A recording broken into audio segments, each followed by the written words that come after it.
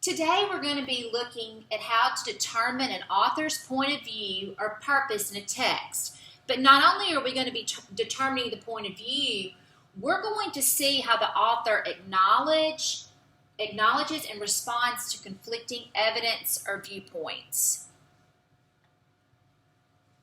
Okay, so it starts off and it talks about, do you and your friends agree on everything you talk about? Well, no, there's many different opinions on things, and oftentimes you try to convince your friends or your parents that your opinion, your viewpoint is the right one. Well, it's the same in writing. When giving opinions or presenting arguments, authors also try to convince readers to agree with their viewpoints. To strengthen their positions, authors sometimes point out a viewpoint or piece of evidence that disagrees or conflicts with their own. Then they respond by giving reasons, examples, and evidence that tell why they don't agree with the conflicting viewpoint and why readers shouldn't either. So when they're trying to convince you to agree with their point of view, they will give you a different point of view to try to prove them wrong. It makes their point of view stronger. So let's just look here. This author is writing about solar power. Some people claim that solar power is not practical because no energy is generated at night or when it is cloudy. While it is true that solar panels work best in full sunlight and do not generate power at night, there are ways to compensate for these downtimes. Batteries can store energy collected during the day for use at night or on cloudy days. As solar panel and battery technologies continue to improve, solar energy systems will become more efficient and more practical. Now we can see that, is that dead? Oh. Now we can see, sorry y'all, we can see that the author's point of view comes at the end. It's a very clear statement. As solar panel and battery technologies continue to improve, solar energy systems will become even more efficient and practical. So he is for solar energy. But what he does, and let's change colors here. Can I do that? Okay, can I move this thing over here? There we go. I just have to have a little help with my friends. Okay. The conflicting or the disagreeing point of view is at the very beginning. Some people claim that solar power is not practical. So he starts off with that conflicting point of view. And here in this box, it'll tell you solar power is not practical because no energy is generated at night or when it is cloudy. But his response and how he comes back to that is, wow. Wow is a big word here. Wow. While it is true that solar powers work best in full sunlight and do not generate power at night, and then he gives evidence to support his reason, his point of view. So you have to look for key words like this, wow. He's trying to disprove this conflicting point of view. You want to add something? It's very similar to argument. Like when you have a counterclaim, or you address a claim and then you shoot it down with your evidences. Pretty much he addresses the opposite viewpoint, right, and then he proves his view by giving his evidence to support it, right, his point of view. And he starts off with that conflicting or that counterclaim. He starts off and then he goes into disproving so that it can make his evidence, his claim stronger, his point of view. Okay? Let's look at another interesting topic, recycling.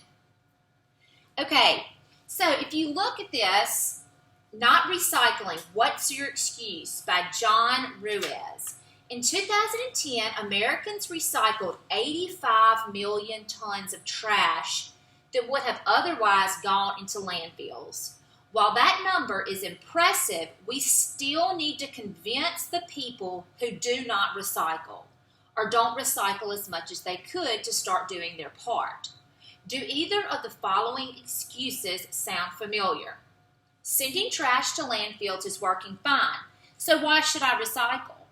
Landfills are still collecting trash, but that solution is far from problem-free. Garbage is tightly packed into landfills, and the lack of air prevents the breakdown of paper and other biodegradable trash. Even when decomposition occurs, it generates methane, a powerful greenhouse gas that adds to global warming concerns. Plastic and other materials that don't break down just pile up in the landfill, creating mountains of trash. Then, too, space for landfills is limited, and no one wants to live next to a landfill that must be built when current space runs out. Now, let's look at this question. What is the author's point of view about recycling? Right off, we can tell that he agrees with, or he supports recycling. You can even tell in the title, excuse. What's your excuse? That's like a negative connotation almost. Why aren't you doing it? Why aren't you recycling it? Then he goes on to say, we still need to convince people who do not recycle or don't to start doing their part. So that shows his point of view. But then how does he bring in that conflicting point of view? Well, he does it with a question. He does this with a question right here. Sending trash to landfills is working fine, so why should I recycle? And what he does is he turns around and answers that question and tells them why they should recycle. So if you look at the author's response, why you should recycle, excuse me. He just gives you, he goes back and gives you 3 clear reasons. Right here, the lack of air prevents the breakdown. What were you going to say? Mm-hmm. And even when it talks about the decomposition. Yes. And then the plastic materials don't break down in the landfall. It creates a mountain of trash. Yes. Yeah, so it's all of those. Methanes. It creates the mountain of trash. He gives that question, and then he goes back and he proves why his point of view is correct, by why you should have to recycle. And there, the opposing viewpoint was that, well, just send it to these landfills. It's fine. It works. Yeah. And then he leaves it like a question, but then he says, no, well, this is proof that it doesn't work. And so that lets you see his viewpoint, because he says it creates mountains of trash. He says there's limited space to put it. And he talks about how it doesn't break down because it's not biodegradable. Right. So those are all his response to that viewpoint. Right. And I like it this way. I like it when they give the conflicting point of view in a question, and then they kind of try to prove that wrong. And once again, it kind of makes me think, if you think about argument and you think about the opposite viewpoint, and then the author, their way of pretty much proving that their point That's right. has That's more solid evidence. Right. All right. I tried to help you out. Y'all did not warn me that thing goes black.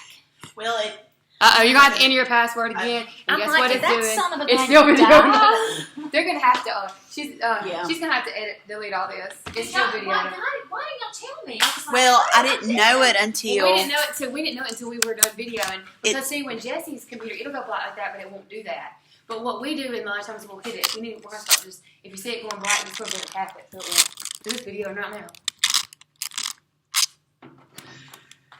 That's so much boring. Mm-hmm. But I get it. It makes it easy because you think about argument and then you think about the same process.